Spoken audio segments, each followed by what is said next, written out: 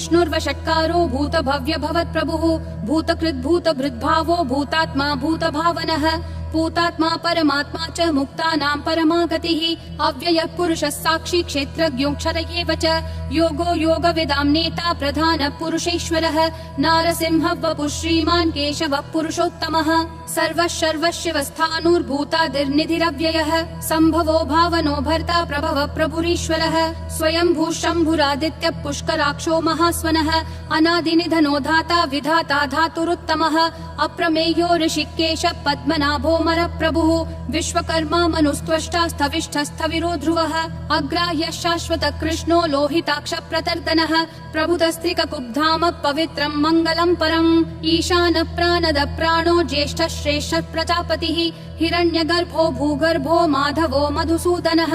ईश्वरो विक्रमी धन्वी मेधावी विक्रमक्रमः अनुत्तमो दुराधर्ष कृतज्ञ कृतिरात्मवान् सुरेशः शरणं शर्म विश्वरेता प्रजाभवः अह संवत्सरो व्याल प्रत्ययः सर्वदर्शनः अजः सर्वेश्वरः सिद्धिः सिद्धिः सर्वादिरच्युतः वृषा कपिलमेयात्मा सर्वयोग विनिश्रुतः वसुर्वसुमना सत्यः समात्मा समितः समः अमोघ पुण्डरीकाक्षो वृषकर्मा वृषाकृतिः रुद्रो बहुशिरा बभ्रुर्विश्वयोनिः शुचिश्रवाः अमृतः शाश्वतस्थाणुर्वरारोहो महातपाः सर्वगः सर्वविद्भानुर्विश्वक्सेनो जनार्दनः वेदो वेदविदव्यङ्गो वेदाङ्गो वेदवित् कविः लोकाध्यक्षः सुराध्यक्षो धर्माध्यक्षः कृताकृतिः चतुरात्मा चतुर्व्यूहश्चतुर्दंष्ट्रश्चतुर्भुजः ब्राजिष्णुर्भोजनं भोक्ता सहिष्णुर्जगदादिजः अनघो विजयो जेता विश्वयोनिः पुनर्वसुः उपेन्द्रो वामनः प्रांशुरमोघः शुचिरूर्जितः अतीन्द्रः सङ्ग्रहः सर्गो धृतात्मा नियमो यमः वेद्यो वैद्यः सदा योगी विरहा माधवो मधुः अतीन्द्रियो महामायो महोत्साहो महाबलः महाबुद्धिर्महावीर्यो महाशक्तिर्महाद्युतिः अनिर्देश्य वपुः श्रीमान् अमेयात्मा महादृक् महेश्वासो महीभर्ता श्रीनिवासः सतां गतिः अनिरुद्धः सुरानन्दो गोविन्दो गोविदाम्पतिः मरीचिर्दमनोहंसः सुपर्णो भुजगोत्तमः हिरण्यनाभः सुतपा पद्मनाभः प्रजापतिः अमृतुः सर्वदृक्सिंहः सन्धाता सन्धिमान् स्थिरः अजो दुर्मशनः शास्ता विश्रुतात्मा सुरारिः गुरुर्गुरुतमो धामः सत्यः सत्यः पराक्रमः निमिषो निमिषस्रग्वी वाचस्पतिरुदारधीः अग्रणीर्ग्रामणी श्रीमान् न्यायो नेता समीरणः सहस्रमूर्धा विश्वात्मा सहस्राक्षः सहस्रपात् आवर्तनो निर्वृत्तात्मा संवृतः सम्प्रमर्दनः अह संवर्तको वह्निरनिलो धरणीधरः सुप्रसाद प्रसन्नात्मा विश्वधृग् विश्वभृग् विभुः सत्कर्ता सत्कृतः साधुर्जह्नुर्नारायणो नरः असंख्येयो प्रमेयात्मा विशिष्टः शिष्टकृच्छुचिः सिद्धार्थः सिद्ध संकल्पः सिद्धिः सिद्धि साधनः वृषाही वृषभो विष्णुर्वृषपर्वा वृषोदरः वर्धनो वर्धमानश्च विविक्तः श्रुतिसागरः सुभुजो दुर्धरो वाग्मी महेन्द्रो वसुदो वसुः नैकरूपो बृहद्रूपः शिपिविष्ट प्रकाशनः ओजस्तेजोद्युतिधर प्रकाशात्मा प्रतापनः ऋद्धस्पष्टाक्षरो मन्त्र चन्द्रांशूर्भास्करद्युतिः अमृतांशूद्भवो भानुः शशबिन्दुः सुरेश्वरः औषधं जगतस्तेतु सत्यधर्म पराक्रमः भूतभव्य भवन्नाथ पवनः पावनो नलः कामः कामकृत्कान्तः कामः कामप्रद प्रभुः युगादिकृत् युगावर्तो नैकमायो महाशनः अदृश्यो व्यक्तरूपश्च सहस्रजिदनन्तजित् इष्टो विशिष्ट शिष्टेश्च शिखण्डी नहुषो वृषः क्रोधः क्रोधकृत्कर्ता विश्वबाहुर्महीधरः अच्युत प्रदित प्राण प्राणदो वासवानुजः अपान्निधिरधिष्ठानम् अप्रमत्त प्रतिष्ठितः स्कन्द स्कन्दधरो धुर्यो वरदो वायुवाहनः वासुदेवो बृहद्भानुरादिदेवः पुरन्दरः अशोकस्तारणस्तारः शूरः शौरी जनेश्वरः अनुकूलः शतावर्त पद्मी पद्मनिभीक्षणः पद्मनाभो रविन्दाक्ष पद्मगर्भः शरीरभृत् महर्दिरुद्धो वृद्धात्मा महाक्षो गरुडध्वजः अतुलः शरभो भीमः समयज्ञो हविर्हरिः सर्वलक्षण लक्षण्यो लक्ष्मीवान् समितिञ्जयः विक्षरो रोहितो मार्गो हेतुर्दामोदरः सहः महीधरो महाभागो वेगवानमिताशनः उद्भव क्षोभणो देव क्षीगर्भः परमेश्वरः करणं कारणं कर्ता विकर्ता गहनो गुहः व्यवसायो व्ययस्थानः संस्थानस्थानदो ध्रुवः परर्धी परमस्पष्ट तुष्ट पुष्ट शुभेक्षणः रामो विरामो विरतो मार्गो नेयो नयो नयः वीरशक्तिमतां श्रेष्ठा धर्मो धर्मविदुत्तमः वैकुण्ठ पुरुष प्राण प्राणद प्रणव पृतुः हिरण्यगर्भ शत्रुघ्नो व्याप्तो वायुरधोक्षजः ऋतु सुदर्शन काल परमेष्ठी परिग्रहः अग्र संवत्सरो दक्षो विश्रामो विश्वदक्षिणः विस्तारस्थावरस्थानं प्रमाणं बीजमव्ययम् अर्थोऽनर्थो महाकोशो महाभोगो महाधनः अनिर्विण्णस्थविष्ठो भूर्धर्मयूपो महामखः नक्षत्रनेमिर् नक्षत्री क्षम क्षामः समीहनः यज्ञयुज्यो महेज्यश्च क्रतुः सत्रं सताङ्गतिः सर्वदर्शी विमुक्तात्मा सर्वज्ञो ज्ञानमुत्तमम् सुव्रतः सुमुखः सूक्ष्मः सुघोषः सुखदः सुहृत् मनोहरो जितक्रोधो वीरबाहुर्विदारणः स्वापनः स्ववशो व्यापी नैकात्मा नैककर्मकृत् वत्सरो वत्सलो वत्सी रत्नगर्भो धनेश्वरः धर्मगुप् धर्मकृत् धर्मी सदसक्षरमक्षरम् अविज्ञाता सहस्रांशूर्विधाता कृतलक्षणः गभस्तिनेमि सत्त्वस्तः सिंहो भूतमहेश्वरः आदिदेवो महादेवो देवेशो देवभृद्गुरुः उत्तरो गोपतिर्गोप्ता ज्ञानगम्यः पुरातनः शरीरभूत भृद्भोक्ता कपीन्द्रो भूरि दक्षिणः सोमपोमृतपः सोमः पुरुजित् पुरुषोत्तमः विनयोजय सत्यसन्धो दाशारः सात्वतां पतिः जीवो विनयिता साक्षी मुकुन्दोमित विक्रमः अम्भो निधिरनन्तात्मा महोदधिशयोऽन्तकः अजो महार्ह स्वाभाव्यो जिता मित्र प्रमोदनः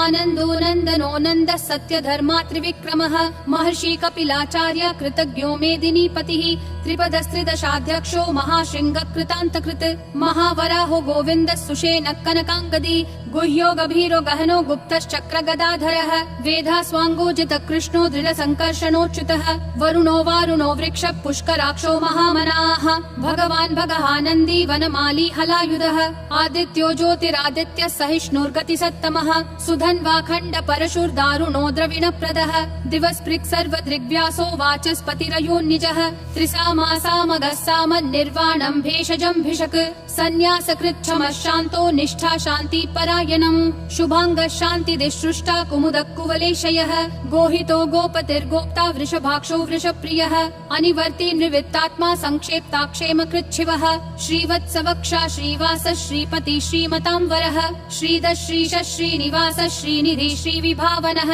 श्रीधर श्रीकर श्रेय श्रीमान् लोकत्रयाश्रयः स्वक्ष स्वङ्गः शतानन्दो नन्दिर्ज्योतिर्गणेश्वरः विजितात्मा विधेयात्मा संकीर्तिश्छिन्न संशयः उदीर्णः सर्वतः चक्षुर् अनीशः शाश्वत स्थिरः भूषयो भूषणो भूतिर्विशोकः शोकनाशनः अर्चिष्मान् अर्चितः कुम्भो विशुद्धात्मा विशोधनः अनिरुद्धो प्रतिरथ प्रद्युम्नोमित विक्रमः कालनेमी निहावीरः शौरी शूरजनेश्वरः त्रिलोकात्मा त्रिलोकेश केशवः केशिहा हरिः कामदेवः कामपालः कामी कान्तकृतागमः अनिर्देश्य वपुर्विष्णु वीरो नन्तो धनञ्जयः ब्रह्मण्यो ब्रह्मकृत् ब्रह्म ब्रह्म ब्रह्म विवर्धनः ब्रह्मवृद् ब्राह्मणो ब्रह्मी ब्रह्मज्ञो ब्राह्मण प्रियः महाक्रमो महाकर्मा महातेजा महोरगः महाक्रतुर्महायज्वा महायज्ञो महाहविः स्तव्यस्तव प्रिय स्तोत्रं स्तुतिस्तोतारण प्रियः पूर्ण पूरयिता पुण्य पुण्य कीर्तिरनामयः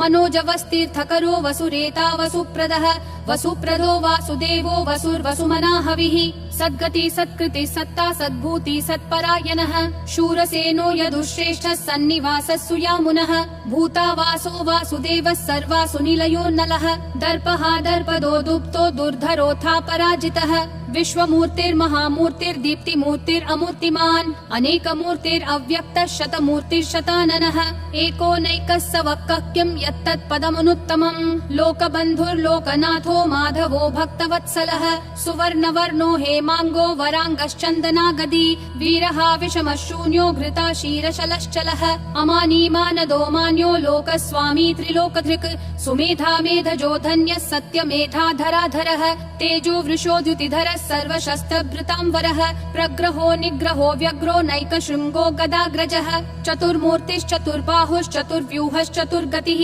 चतुरात्मा चतुर्भावश्चतुर्वेद विदेकपात् समावर्तो निर्वृत्तात्मा दुर्जयो दुरतिक्रमः दुर्लभो दुर्गमो दुर्गो दुरावासो दुरारिहा शुभांगो लोकसारंगः सुतन्तुस्तन्तुवर्धनः इन्द्रकर्मा महाकर्मा कृतकर्मा कृतागमः उद्भवः सुन्दरः सुन्दो रत्ननाभः सुलोचनः अर्को वाजस्सनः शृङ्गी जयन्तः सर्वविजयी सुवर्णबिन्दुरक्षोभ्यः सर्ववागीश्वरेश्वरः महाहृदो महाकर्तो महाभूतो महानिधिः कुमुदः कुन्दरः कुन्दः पर्जन्यः पावनो निलः अमृताशोऽमृतवपुः सर्वज्ञः सर्वतोमुखः सुलभः सुवृतः सिद्धः शत्रुजिश्शत्रुतापनः न्यग्रोधोदुम्बरोऽश्वत्थः चाणूरान्ध्रः निषूदनः सहस्राची सप्तजिह्वा सप्तैधा सप्तवाहनः अमूर्तिरनघोचिन्त्यो भयकृद्भयनाशनः अनुर्बृहत् कृशस्थूलो गुणभृन्निर्गुणो महान् अधृतः स्वधृतः स्वास्य प्राग्वंशो वंशवर्धनः भारभृत्कथितो योगी योगिशः सर्वकामदः आश्रमः श्रमणः श्रामः सुपर्णो वायुवाहनः धनुर्धरो धनुर्वेदो दण्डो दमयिता दमः अपराजितः सर्वसहो नियता नियमो यमः सत्त्ववान् सात्विकः सत्यः सत्यधर्मपरायणः अभिप्राय प्रियार्होर्ह प्रियकृत् प्रीतिवर्धनः विहाय सगतिर्ज्योतिर्सुरुचिर्हुत भुग्विभुः रविर्विरोचनः सूर्यः सविता रविलोचनः अनन्तो हुत भुग्भोक्ता सुखदो नैकजोग्रजः अनिर्विण्णः सदा मर्षि लोकाधिष्ठानमद्भुतः सनातनतमः कपिलः कपिरव्ययः स्वस्तिदः स्वस्तिकृत् स्वस्ति स्वस्ति भुक् स्वस्ति दक्षिणः अरौद्र कुण्डली चक्री विक्रम यूर्जित शासनः शब्दातिगः शब्दसः शिशिरः शर्वरीकरः अक्रूरपेशलो दक्षो दक्षिणक्षमिनाम्बरः विद्वत्तमो वीतभय पुण्यश्रवण कीर्तनः उत्तारणो दुष्कृतिः पुण्यो दुःस्वप्ननाशनः वीरः रक्षणः सन्तो जीवन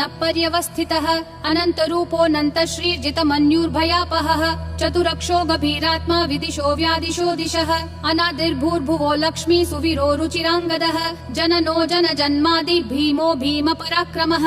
आधार निलयो धाता पुष्पहास प्रजागरः ऊर्ध्वगः सत्पथाचार प्राणद प्रणवप्पनः प्रमाणं प्राणनिलय प्राणभृत् प्राणजीवनः तत्त्वं तत्त्वविदेकात्मा जन्म मृत्युजरातिगः भूर्भुवः स्वस्तरुस्तारः सविता प्रापितामहः यज्ञो यज्ञपतिर्यज्वा यज्ञागो यज्ञवाहनः यज्ञभृद्यज्ञकृत्यग्नि यज्ञभुग्यज्ञसाधनः यज्ञातकृत्यज्ञगुह्या मन्नादयेव च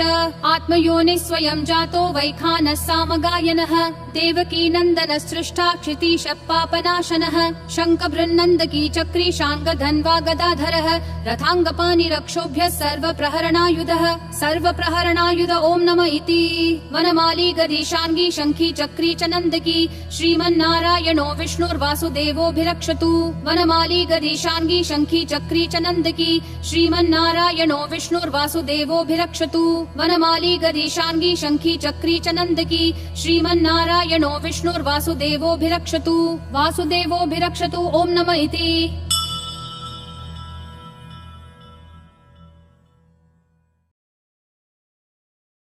क्या आप जानते हैं कि घर में राहु का